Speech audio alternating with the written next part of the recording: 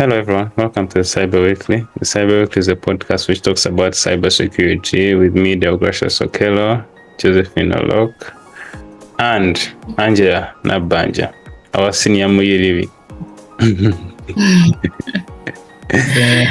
Muyirivi means hustler. I don't know, I think you're the biggest hustler of them all though. Me? You have not yet met Angela, that means. I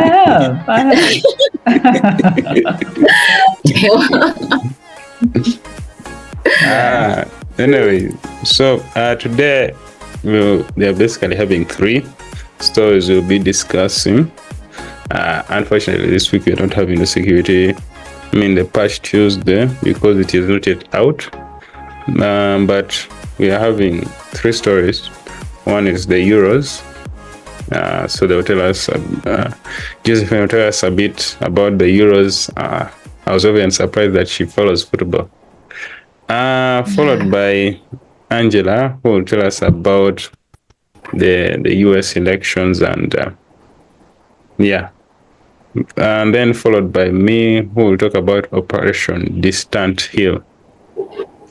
So, other than that, let's get started. So we'll dive into the first one. Bro, why were you surprised that Josephine is a football fanatic? I thought her hobbies was reading books and sleeping. You can't confine me to just those 2. Oh my goodness. Okay, well now you know I definitely am a great football fan. I even went to Qatar with my flag. Oh wow. Yeah, the Uganda flag, and every match I went to I had it.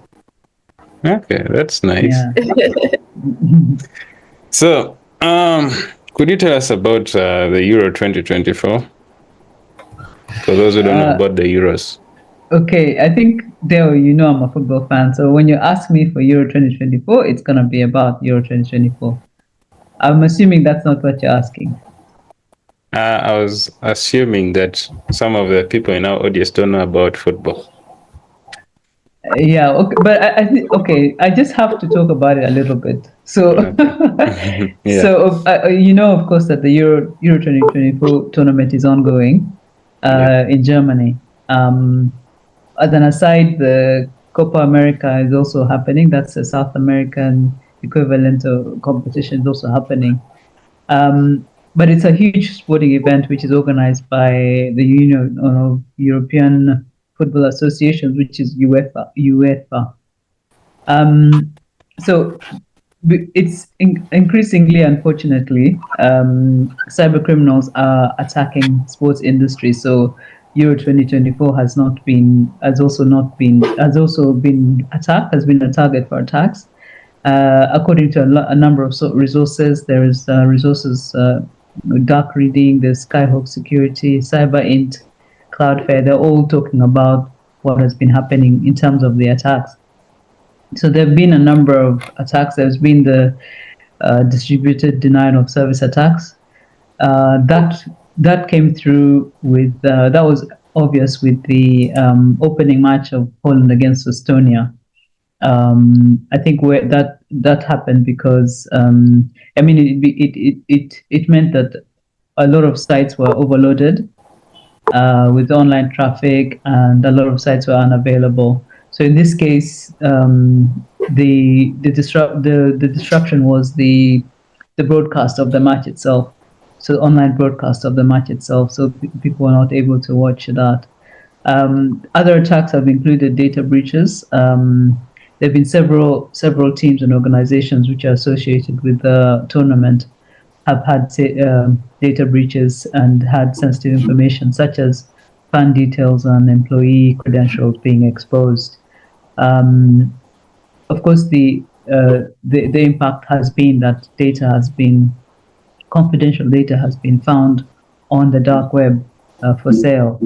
You've got like 15,000 credentials belonging to UEFA customers have been identified.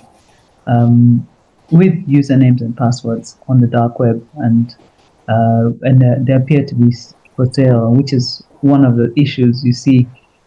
Stealing personal data for sale is a lucrative thing, and it happens. There have also been phishing scams. A lot of fans have been targeted with phishing emails and messages. You've got a lot of apps which appear to be UEFA apps, which then lead to your data being compromised. And a number of accounts have also been, especially UEFA customer accounts, have also been compromised, which has led to unauthorized ticket purchases and transfers. Yeah, so that's generally how the attacks have manifested. So, you have actually given us a comprehensive list of what has actually been occurring. But now, specifically for this one of this week, tell us more about how this attack occurred and what were the outcomes. So with the distributed denial of service attacks, typically you'd have the attacks have overloaded the websites and online services with traffic, so that they crash and become unavailable. In the case of the Euro 2024, it's suspected that it's the Russian link groups which use this tactic which have led to the disruption of the online broadcast of the opening match of Poland and Estonia. So the outcome is temporary distribution of online services, which impact the viewing experience of fans, and of course it doesn't help with the reputation of the host, especially Germany and UEFA, because I think what we've seen is that there are a lot of attacks which seem to be where the Russians appear to be behind it, and you will know that, of course, Russia is a European country, but they have been barred from this tournament. So there are a lot of speculation that it's the Russian Federation itself which sponsors a lot of these attacks. With data breaches, I think it's just about exploiting the vulnerabilities in systems of the teams and organizations which are associated with the Euro 2024, which then gives access to sensitive information. As I mentioned before, there have been fan details have been exposed, employee credentials, and a lot of data. They say up to 15,000 credentials have been found on the dark web and are up for sale. For the phishing scams, it is, the cyber criminals tend to send messages and emails incorporating, impersonating officials and official entities, so that they can trick fans into clicking on malicious links or into revealing personal information. Of course, a number of fans have fallen for these scams. Some have lost money, and then their credentials have ended up on the dark web. I think the organization in this case are warning fans not to click unknown links, and also to implement measures to help with those attempts. With account takeovers, I think cyber criminals have been able to access UEFA customer accounts through various means, such as phishing and credential stuffing. So they use the stolen login credentials from other sources. These have also allowed the attackers to make unauthorized ticket purchases and transfers. So you have the potential that fans have lost money. And then, of course, UEFA then faces the reputational damage that comes as a result of these compromises. But I think overall, the attacks have increased. But I think in the assessment from experts and security experts, they feel that the Germans, in particular, the ones who are hosting the tournament, have done a good job in trying to prevent some of these attacks from happening. So, are there any other attacks that have occurred in the Euros? I mean, there have been a lot of attacks on European sporting events, but not even just in Europe, but across across the world. But I think sporting events have been real targets for cyber criminals. So, for instance, French Open 2023 was attacked. There was a delay in fans accessing the ticketing system. You've also got the UEFA Champions League, which was attacked. There were attempts to disrupt the broadcasting of that tournament and steal sensitive data. There have been other attacks as well, with say Formula One, football associations in Europe have been attacked. But I wanted to just talk about the Paris Olympics. I think based on the current trends and experiences, I think the experts are really anticipating that the games will be a major target for cyber attacks. One of the reasons is that they feel that the Russians are trying to discredit the games because they're barred from attending the event. I think when participants attend the Olympics, Russians and I think it's Belarus, they can't attend as Russians. They have no nationality. So I think the Russians feel aggrieved by that. So the French believe that Russia is trying to launch a disinformation campaign to undermine the games, but also to spread false information and rumors and to create fear and uncertainty so that people don't attend or athletes feel unsafe to attend, and of course bring down the games, if you like. In some instances, they're using deepfakes and AI-generated content to create this misleading information. So overall, I think it's state-sponsored. A lot of the attacks are state-sponsored, especially against the Paris Olympics. I think generally, I think especially with these kind of events, it's standard practice. The recommendations about how to guard against security best practices are the standard ones. So when you look at organizations and associations, it's making sure they have a strategy in place, securing their online platforms, especially the payment ones, protecting the sensitive data, and with fans, it's about being vigilant. One of the things that I was reading about is that you have fans who subscribe for these services using their organization's corporate accounts. So if I subscribe, instead of using, say, a Gmail, I would use, say, the Lumjo account. Now, that's not recommended because it means that, it gives cyber attackers the potential to then pursue future attacks against your company. Yeah. And once because your credentials, typically with some of the bad habits we have, reusing passwords and whatever, it's very easy for the credentials then to be used to attack your company. So those are some of the things that we can guard against.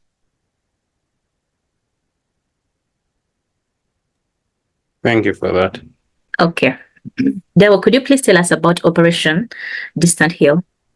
Operation DISTANTHILL is basically a joint operation by basically 3-4 different organizations, which is Singapore Police Force, Hong Kong Police Force, Royal Malaysia Police Force, and Group IB, which is a cybersecurity company which does digital forensics also. So they help with tracking cyber crimes, digital crimes. So basically that's what Operational DISTANTHILL is. So it's just a team set up to actually curb down digital crime, which was happening in the Southeast Asia area.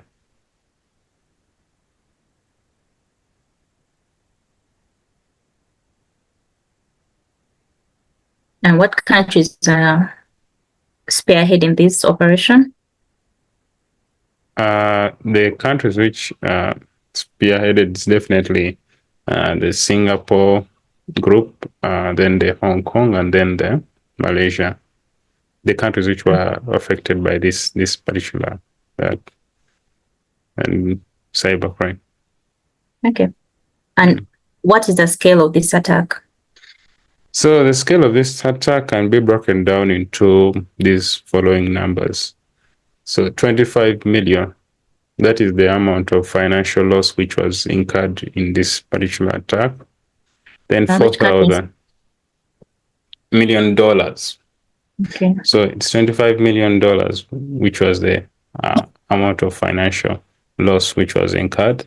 Then the second one is the 4,000. These are the amount of victims who are defrauded in the Southeast Asia area. Then 250, that is now the phishing web pages which were created by these malicious attackers. Then 19 to 61, that's the age bracket of the attackers who performed this attack. Then 10, that's the amount of men who were captured, and 4, which was the number of women who were captured and charged for the for money laundering and fraud. That's how I can break it down. It's interesting to see that people are being brought to book, because we've seen that in cases of cyber crimes, then the attackers are rarely caught. Yeah. And how do they lure their victims? The way they lure their victims is, as you already mentioned, 250 phishing web pages. So these phishing web pages, basically, their key target is Android applications.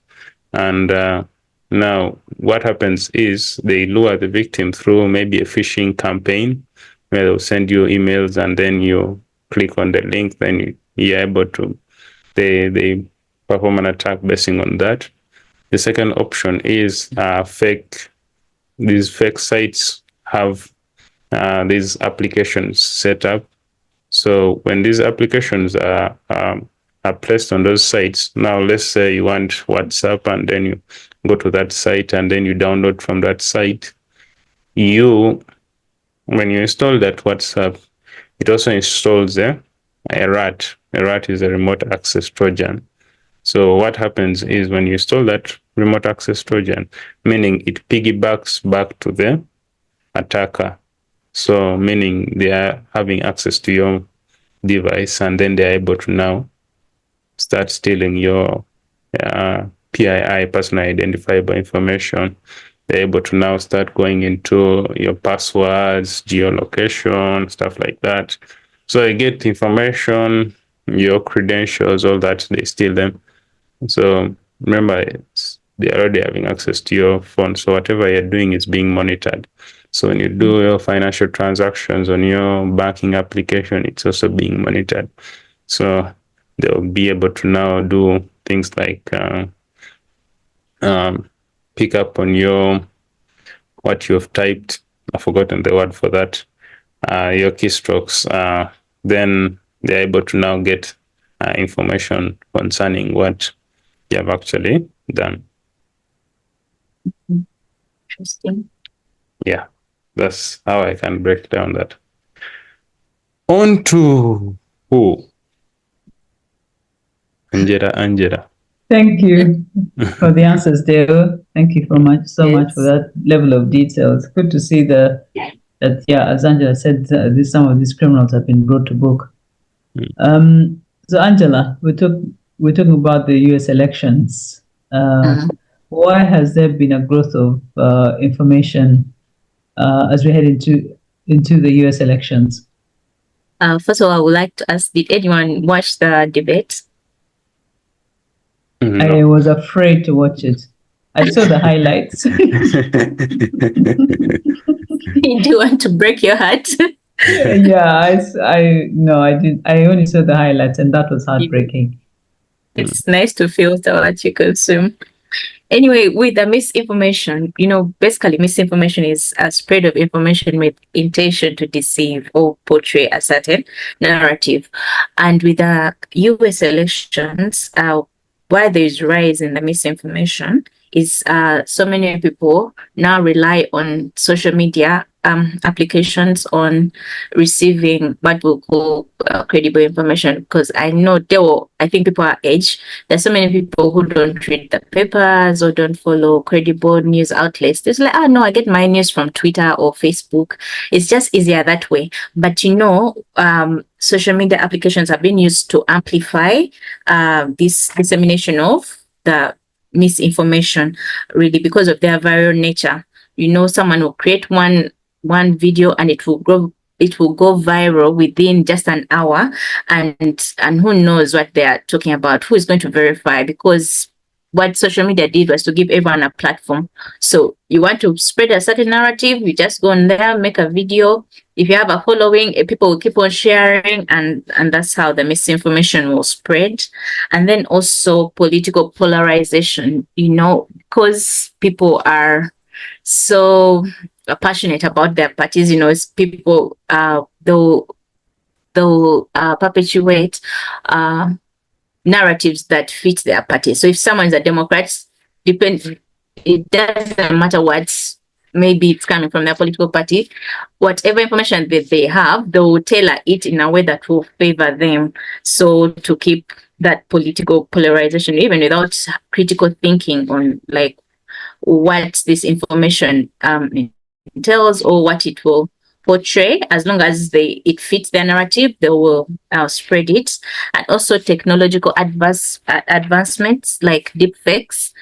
About a week ago now, to bring it home, last week there was a deepfake video that circulated for a Kenyan journalist, renowned Kenyan journalist called Larry Madao, and that used deepfake technology to promote baiting, kind of like a lottery thing. And because people really follow him, and he works for the CNN, so he had to come out and put a disclaimer, what, this is not me. But they'd done such a good job, and it was actually his voice that they had done too. So with deepfake, and so many people are not very tech savvy, they would not investigate. They'll say, oh no, sometimes even it's just an audio. So how are you going to verify this information? Foreign interference, like Josephine had said, some of the attacks were confirmed coming from Russia. Also, in the previous U.S. election, there was evidence that Russia had interfered with the algorithms on social media, actually, to portray that narrative that Hillary was winning the election. And then some people are like, okay, we're doing okay, and they don't vote, They're like, no, they don't need me. So it depends on what you're consuming on social media to inform your decision making. So don't also the algorithm bias, because of social media, the more following, no, not following, but the algorithm will favor videos that are doing well, like that have more viewership. So some of the credible news outlets may not have such a great following, and people won't follow them, and then they'll follow an influencer who has like maybe millions and millions of followers. But how sure are we? How credible are their information? Is the information that they are spreading? Some of them are not journalists, so they will not give a balanced view. Some of them are being paid actually to spread this misinformation. So those are some of the causes of the increase in the misinformation in the U.S. election. Also, the world at large. Yeah, thank you. It is unfortunate that social media has democratized news, but also, and in doing that also, because anyone can spin a story. It's really led to a lot of misinformation. So what form of phishing attacks have grown during this process, and how is it being orchestrated? I don't know if you probably talked about it already, but just to provide more detail. So there are spear phishing attacks where they target individual politicians or organizations often gathering information from social media and other sources to craft personalized information. And then there's also wealth phishing, where focused attacks are targeted at high-profile people and campaign staff, prominent figures, aiming to access sensitive information or disrupt operations. And then there's clone phishing, where they replicate legitimate emails and from trusted sources to deceive recipients. I think a couple of episodes ago from Richard Kavanda had talked about a friend of his who had received a cloning phishing email that looked like it was from the U.S. Embassy. His friend had received. So not so many people have the skills to decipher. They'll just see maybe a logo, and then they'll continue to click and then release so much information. So before they know it, the harm has already been done. But those are some of the attacks. So they're orchestrated through email spoofing, where they send emails that appear to be from trusted sources.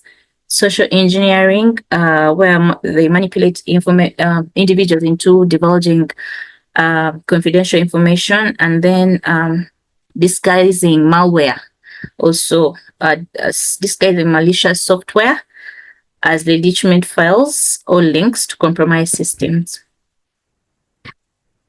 To talk a bit about that, it's quite easy for someone to actually create an email which is disguised to be legitimate, and it's not legitimate. I actually conducted a cyber clinic on this some couple of weeks back, where I actually created one. So at least I know how it is done. And to be honest, to take a couple, like less than 30 seconds for you to put one up and running. So one needs to be really careful how, just don't click things randomly, please. Yes. Yeah. And gone are the days when you get those terribly spelled emails where you know that this is fake. Now this is a Nigerian to scam me. Yeah. Now with the AI generated content and deep fakes and all that, it's very hard to tell whether there's no issue with grammar. It's very easy to be fooled into thinking this is a credible email because it looks great. It has all everything that you expect to see in an official email. And especially those URL shorteners, we use them a lot when it comes to that. So when you see a URL shortener, don't just click randomly. Yeah, exactly. Just put it in a sandbox or anything like that. There are many options. You can actually use browse link to check, or fish tool, something like that. You put the email there, it will give you information concerning that without actually accessing that link. But as Angela said, there are not many people who are tech savvy. So you see something looks good, you just click away, and then before you know it, you'll be in attack. So a lot of work needs to be done to create awareness of this, especially amongst not just people who are working, but amongst our family members, parents and such. There's a running joke. There's a running joke that we have, you get this, like even on WhatsApp, you get these multiple forwarded emails. So like, oh, my WhatsApp aunties are not trusting, because, they'll just keep on forwarding, or like they'll forward things to win sales. They just keep forwarding. Click, you never know. It's like, I don't want to know. But for them, they should just try to luck. And they don't know how much, you never know you're the one, eh? Uncles, send this prayer to 10 people, and then you see a miracle. Do I really want to? Okay, I want to see miracles. Oh yeah, that's the awareness that needs to happen right there. Yeah. Then also people need to update their softwares regularly, as many software companies continue to patch up their software. But since we don't update, we are exposed, and there are those vulnerabilities that we can avoid. Yeah, exactly. Are there any other steps that can be taken to avoid these attacks? I know we've talked about the awareness and the patching and updating software. Yes, I feel like for organizations, there should be security training and have hands-on training, training everyone in that organization about vulnerabilities and how we can mitigate this. It helps a lot other than just talking about it or saying don't click. You know, if you put them in a real life environment, it's easy to learn while doing. And then also, like they would say, email filtering, I feel like that also goes a long way to implement robust email filtering systems that block phishing emails and having incident response plans as organizations and regular audits of our gadgets. And because I feel like if we try to educate even people around us, people who may not be working in offices that don't have that technical training, just telling WhatsApp aunties, it's not safe. It's not safe to just keep forwarding things you don't know. You don't know the source. Try to investigate, teaching them what the real things look like, the red flags to look out for in illegitimate things. I think it will keep people around us safe. Yeah. Well, thank you, Angela, for the responses. Are there any stories that stood out for you or any topics that stood out for you? Let's start with Josephine. Of course, Yes. it's being a fan of Euro 2024. I did not notice I did not hear about the like for instance the disruption in the Poland match. And given that I'm going to be watching this evening and tomorrow, I'm going to be looking out for anything that is fishy. Yes, I am going to be watching out for things and I'm hoping that UEFA and the Germans are working hard to ensure that the game is not disrupted tomorrow or today, so that we the fans can watch in peace. Selfishly, unfortunately, but yes. Okay, no problem. Yeah. For me, I think I'll recommend Try Hack Me. It's a learning platform. It does CTFs. The way they arrange their education is you learn something, then they give you they simulate for you an attack. They have their machines online. You do the attack, then there are specific flags you get for you to complete that particular section of the education. Then you go to something else. Speaking of that, I am also in the top 8% of Try Hack Me, so it's a good platform to learn how to hack. So yeah, check it out.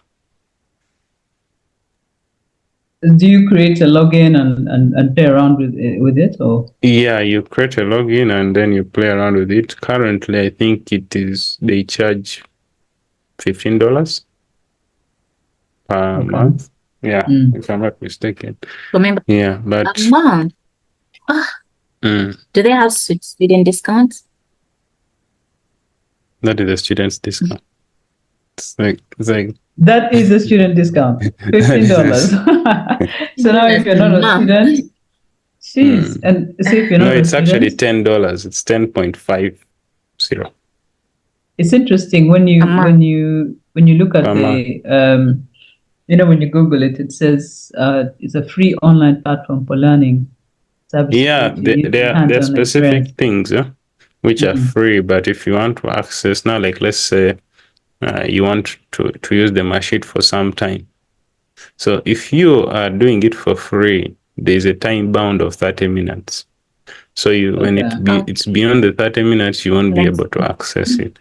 So now if you're stuck on something and you get the point, so it becomes challenging. Yeah, I understand. Yeah. Okay. So it's better you just pay the $10. Yeah. I'll stick to the free thing. Actually, try it out. if you're billing it monthly, it is actually $14, which is tech. But if So you're billing it, which is 120 a year. if you're roughly. 120 a year. Yeah. But as a student, I'm making that money. Anyway, sacrifice. I guess when you're getting an allowance of sorts, you can use that. Yes, you can do something there. Sacrifice. Angela, you can do something. Yes. Angela. Yeah. Thank you, motivational speaker. If cybersecurity fails, there's also motivational speaking. Yes, by the way, you can learn that one and charge for appearances. Yeah. Anyway, so Angela, what stood out for you? What stood out for me is the British election. The UK went to the polls on the 4th, and there was a seamless election where the Labour Party won. And if I recall, it's like the second time it has won since World War, something like that. So there's a new Prime Minister, and he's from the Labour Party. It's called, let me go. It's called Sir Keir Starmer. Yes, that was nice to see. It was so seamless. No one was fighting. People went to the polls. I knew people my age went to vote. People are involved. So it was nice to see. Yes. Yeah, it's so nice to see. It's the great thing about the real democracy is just that anyone can be the leader if you stand and be counted. And I think having that change so seamlessly where nobody is fighting, as you said, it's like one day it's so and so is prime minister, the next is somebody else. It's so nice to see. Yeah. But what commentators are saying, it was about the voter turnout was very low, so it's about 50%, less than half people voted. Okay. So of the people who so basically the Labour Party won with 34% of the population. That's so you can imagine that's very low. Yeah, it's a very low. Yeah, very low, 14%. But definitely for Labour, I think it's been the biggest majority since, as you said, since the many years ago. Wow. Yes. But they've been it's the first time they've been in power they've been in power for 14 years. I mean, in opposition for 14 years. So it's a great opportunity for them to, now showcase what they were been telling us they're going to do. It's different. It's okay to be on the backbenchers and criticizing. Yes. It is when you are in the ring and fighting that you realize how hard it is. It's very easy to criticize from the sideline. Yeah. But when you're the one in, it's so hard. It's gonna be hard. But we look forward to look forward to seeing what they will come up with. Yeah, it's interesting. The best part is that they have one of the most diverse cabinets. I think they have, I don't know if it's 50% women. And they have the first. That's amazing. And they have, okay, maybe not 50%, but I don't know the figure off my head. But they have the first female chancellor of the Exchequer, which is for us a big deal. It is. The first ever. Yeah, so that's a big deal. Thank you for that. Guys, that is the Cyber Weekly. Check out other episodes of the Cyber Weekly, other security reviews. Other than that, see you all in the next episode.